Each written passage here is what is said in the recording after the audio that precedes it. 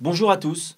Aujourd'hui, on va expliquer un texte de nos sages qui est une Mishnah, plus précisément, et qui dit comme ça. Fais de ta volonté la sienne, et il fera de ta volonté la leur. Qu'est-ce que ça nous apprend?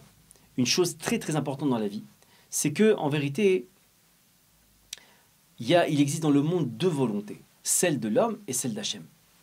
Hachem met des choses en place à des moments précis de nos vies, et nous, on a la possibilité d'avoir soit la même volonté qu'Hachem, c'est-à-dire accepter ce qu'il nous donne et ce qu'il met en place dans notre vie, bien que ce soit des choses des fois qui nous dérangent ou qu'on aimerait voir autre chose, soit tout simplement, on a une autre volonté, une volonté contraire à celle d'Hachem.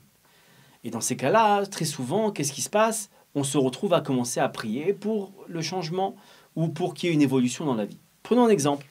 Imaginons qu'une personne, maintenant, elle n'est pas mariée, qu'elle n'a pas d'enfant, qu'elle a des problèmes d'argent, qu'elle a des problèmes de couple. Et qu'est-ce qui se passe? Elle commence à prier. Elle veut changement, elle veut un changement. Elle veut que Hachem, entre guillemets, fasse de sa volonté la sienne. Mais maintenant, on a un problème. C'est que si maintenant, cette personne, elle prie, elle a une volonté qui est contraire à celle d'Hachem, qu'est-ce qui se passe dans les cieux? Il y a des anges accusateurs qui se dressent contre cette personne. Pourquoi? Parce que tout simplement, on a sur terre aujourd'hui une personne qui est contre Hachem, qui vient contre Hachem, contre ce que Hachem a mis en place à l'instant T.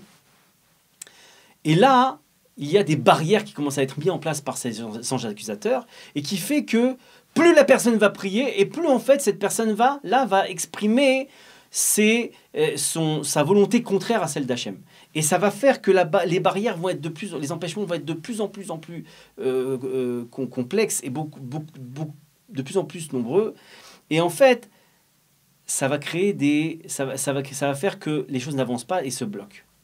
Maintenant, comment faire pour que on débloque les choses? Alors, notre Mishnah, notre texte sacré, il nous dit comme ça que, des sages, il nous dit comme ça que fais de ta volonté la sienne et il fera de leur volonté la tienne. Leur volonté, c'est celle des anges accusateurs. À partir du moment où je vais commencer à remercier, c'est en vérité remercier pour ce qui m'arrive. C'est parce qu'en fait, en remerciant, j'exprime que je suis d'accord avec ce qu'Hachem fait. Quand je remercie quelqu'un pour ce qu'il fait pour moi, c'est que je suis d'accord, je montre mon accord avec ce qu'il fait. À partir du moment où je montre mon accord avec ce qu'il fait, alors je fais de ma volonté la sienne, celle d'Hachem. Et qu'est-ce qui se passe? Hachem va faire de leur volonté la mienne. Il va faire que les anges plient devant ma volonté. Hachem va m'accompagner vers ce que je souhaitais. Et là, on obtient des miracles. Alors que, Bezrat Hachem, tout un chacun, on puisse développer ça, continuer à voir les choses comme ça, ne pas faire un bras de fer avec Hachem. Et très souvent, je le dis et je le redirai tout le temps, le seul moyen d'éviter les épreuves, de faire stopper les épreuves, de faire stopper les choses qui se bloquent dans nos vies, c'est d'arrêter le bras de fer avec Hachem. Tout simplement parce qu'il y a un effet qui se passe, c'est que dès que j'ai arrêté le bras de fer avec Hachem, Hachem me fait gagner.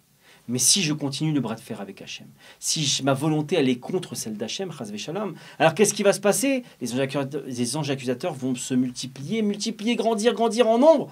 Et les problèmes et les blocages ne vont pas cesser de venir.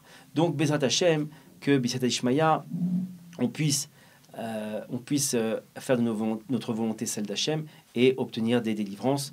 Amen. Ken Yiratzon.